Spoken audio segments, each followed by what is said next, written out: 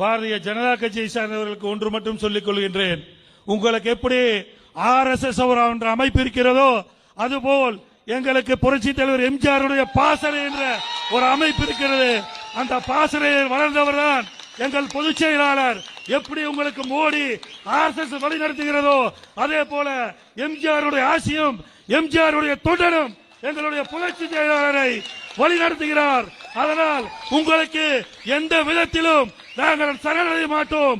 உங்களை எந்த விதத்திலும் நாங்கள் விட்டுக் கொடுக்க மாட்டோம். உங்களை நாங்கள் சந்திக்க தயாராக இருக்கின்றோம். மோடியா எடப்பாடியா? RSS கட்சியினுடைய இயக்கத்தினுடைய மாநில தலைவர் யார் என்று உங்களுக்கு தெரியுமா? மதுரை மாவட்ட தலைவர் யார் என்று உங்களுக்கு தெரியுமா? ஏன் தேசிய தலைவர் பெயர் உங்களுக்கு தெரியுமா? அவர்கள் என்றைக்காவது தங்களுடைய பெயரை வால் போஸ்டர் சுவரொட்டிகளிலே அச்சிட்டதுண்டா? துண்டறிக்கைகளிலே அச்சிட்டதுண்டா?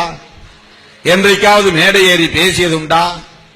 தன்னுடைய தலைவர் பின்னால் நின்றால்தான் தன்னுடைய முகம் தெரியும் தொலைக்காட்சியிலே என்று என்றைக்காவது முண்டியடித்துக் கொண்டு வந்து மேடையிலே ஏறியதுண்டா?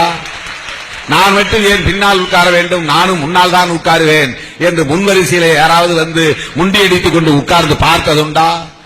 ஆனால் டெடிகேட்டடாக அர்ப்பணிப்போடு பணியாற்றுகிறார்கள். இன்னொன்றையும் சொல்லுகிறேன், அவர்கள் இந்தியா முழுவதும் 13,000 பேர் இருக்கிறார்கள் RSS இயக்கத்திலே. இன்றைய புள்ளி விவரப்படி அந்த 13,000 பேரும் திருமணம் செய்து கொள்ளாமல் இருக்கிறார்கள், முழு நேர பணியாளர்களாக இருக்கிறார்கள். அவர்களுக்கு MLA ஆசை கிடையாது, MP ஆசை கிடையாது, மந்திரி ஆசை கிடையாது, அவர்களுக்கு விளம்பர ஆசை கிடையாது. ஆனாலும் தம் வாழ்வை முழுமையாக ஒப்படைத்துக் கொண்டு பணியாற்றுகிறார்கள்.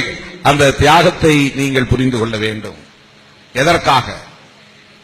அவர்களுக்கு ஒரு நோக்கம் இருக்கிறது, ஒரு கடமை உணர்ச்சி இருக்கிறது. அவர்கள் உள்வாங்கிக் கொண்ட கொள்கையின் மீது மிகப்பெரிய பிடிப்பு இருக்கிறது. இன்னும் சொல்ல போனால் வெறி இருக்கிறது.